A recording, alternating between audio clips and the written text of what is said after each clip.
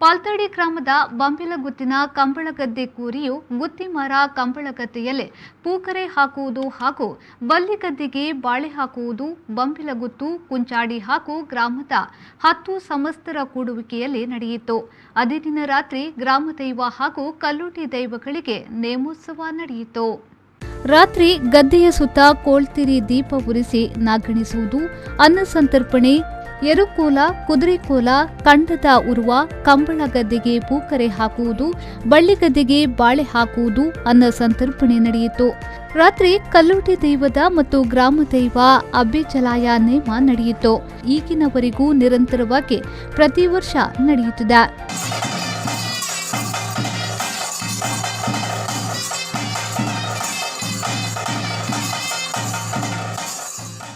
ತುಳುನಾಡು ಸಂಸ್ಕೃತಿ ಸಂಸ್ಕಾರಗಳ ತವರೂರು. ಇಲ್ಲಿ ಅನೇಕ ಆಚರಣೆಗಳು, ಪದ್ಧತಿಗಳು ಚಾಲ್ತಿಯಲ್ಲಿದೆ ಹಾಗೂ ಅವುಗಳಿಗೆ ತನ್ನದೇ ಆದ ಮಹತ್ವಗಳಿವೆ. ಇಂತಹ ಆಚರಣೆಗಳಲ್ಲಿ ಗದ್ದೆ ಕೂರಿಯೂ ಒಂದು. ಇದಕ್ಕೆ ತುಳುನಾಡಿನ ಭೂಮಿ ಪೂಜೆ ಎಂದು ಕರೆಯುತ್ತಾರೆ.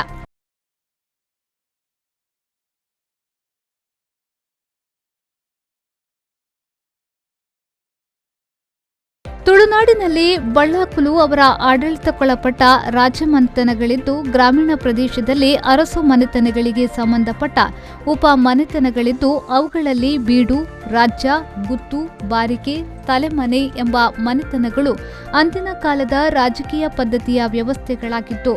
ಆ ಕಾಲದಲ್ಲಿ ಕಂಬಳ ಗದ್ದೆಗಳಿದ್ದು, ಇಂತಹ ಕಂಬಳ ಗದ್ದೆಗಳು ಆ ಗ್ರಾಮ ದೈವಗಳ ಆರಾಧನೆಗೂ ನಿಕಟ ಸಂಬಂಧವಿತ್ತು. ಗುತ್ತು ಹಾಗೂ ಗ್ರಾಮಸ್ಥರು ಸೇರಿ ದೈವದ ಚಾವಡಿಯಲ್ಲಿ ದೀಪವನ್ನ ಉರಿಸಿ ವಾಳಕದೊಂದಿಗೆ ದೈವ ಪಾತ್ರೆ ಶುದ್ಧೀಕರಿಸಿದ ಬಟ್ಟೆಯನ್ನ ಹರಿದು ಕೋಲುತಿರಿಗೆ ಬಟ್ಟೆಯನ್ನ ಸುತ್ತಿ ಎಣ್ಣೆಯಲ್ಲಿ ಅದ್ದಿ ದೈವದ ಮಂಚಮದಲ್ಲಿ ಇಟ್ಟ ಪ್ರತ್ಯೇಕ ಪಾತ್ರೆಯಲ್ಲಿ ಹಾಲು, ತುಪ್ಪ ಹಾಗೂ ಸ್ವಸ್ತಿಕವನ್ನ ಇಟ್ಟು ಗುತ್ತು ಗ್ರಾಮದವರು ದೈವದಲ್ಲಿ ಪ್ರಾರ್ಥನೆ ಮಾಡಿಕೊಂಡು ವಿಜೃಂಭಣೆಯಿಂದ ಗದ್ದೆಯನ್ನೇ ನಿಗದಿಪಡಿಸಿದ ಸ್ಥಳಕ್ಕೆ ವಾಲಕದೊಂದಿಗೆ ಆಗಮಿಸುತ್ತಾರೆ. ಕಂಬಳ ಗದ್ದೆಗೆ ಹಾಲು ತುಪ್ಪವನ್ನ ಹಾಕಿ ಕೋಲುತಿರಿಯನ್ನ ಉರಿಸಿ ಗ್ರಾಮಸ್ಥರು ಗದ್ದೆಯ ಸುತ್ತ ಹಚ್ಚುವ ಕ್ರಮವಿದೆ. ನಂತರ ಗದ್ದೆ ಕೂರಿಗೆ ಆರಂಭದ ಕ್ರಮವಿದೆ. ಆ ಕ್ರಮಗಳು ಮುಕ್ತಾಯಗೊಂಡ ಬಳಿಕ ಕಂಬಳ ಗದ್ದೆಗೆ ಇಳಿಯುವ ಕೋಣಗಳು ಮತ್ತು ಎತ್ತುಗಳನ್ನ ವಾದ್ಯಗೋಷ್ಠಿಯೊಂದಿಗೆ ಬಹಳ ಸಂಭ್ರಮದಿಂದ ಇಳಿಸುತ್ತಾರೆ. ಪೂಕರೆ ಗದ್ದೆಯನ್ನ ಉತ್ತು ನಂತರ ಅಡಕೆ ಮರದಿಂದ ತಯಾರಿಸಿದ ಪೂಕರೆಯನ್ನ ಹೂವಿನಿಂದ ಅಲಂಕರಿಸಿ ಗುತ್ತು ಗ್ರಾಮದವರ ಪ್ರಾರ್ಥನೆಯನ್ನ ಮಾಡಿ ಕಂಬಳ ಗದ್ದೆಗೆ ಪೂಕರೆಯನ್ನು, ಬಲ್ಲಿಗದ್ದೆಗೆ ಒಂದು ಬಾಳೆಗಿಡವನ್ನ ಹಾಕುತ್ತಾರೆ. ಅದೇ ದಿನ ರಾತ್ರಿ ಗ್ರಾಮ ದೈವಗಳಿಗೆ ನೇಮೋತ್ಸವ ನಡೆಯುತ್ತದೆ.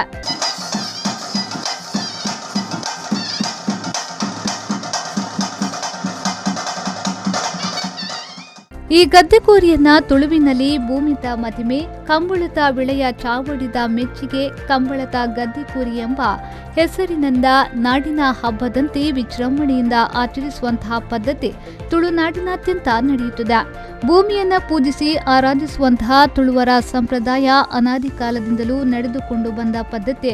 ಇದರಲ್ಲಿ ಗದ್ದೆಕೂರಿ ಪ್ರಮುಖವಾಗಿದ್ದು, ಇಂದಿನ ಕಾಲದಲ್ಲಿ ಆಡಳಿತ ವ್ಯವಸ್ಥೆಯ ಬದಲಾವಣೆಯ ಜೊತೆಗೆ ಅಂದಿನ ಪದ್ಧತಿಗಳು ನಶಿಸಿ ಹೋಗುವಂತಹ ಸ್ಥಿತಿ ನಿರ್ಮಾಣವಾಗಿದೆ. ಇದನ್ನ ಉಳಿಸಿ ಬೆಳೆಸಿಕೊಂಡು ಹೋಗುವಲ್ಲಿ ಪ್ರತಿಯೊಬ್ಬ ನಾಗರಿಕನ ಜವಾಬ್ದಾರಿಯೂ ಆಗಿದೆ. ಇವುಗಳು ಮುಂದಿನ ತಲೆಮಾರಿಗೂ ಮುಂದುವರಿಯಲು ಸರ್ಕಾರ ಮತ್ತು ತುಳು ಸಾಹಿತ್ಯ ಅಕಾಡೆಮಿ, ಕನ್ನಡ ಮತ್ತು ಸಂಸ್ಕೃತಿ ಇಲಾಖೆಗಳ ಪ್ರೋತ್ಸಾಹವೂ ದೊರಕುವಂತಾಗಬೇಕು.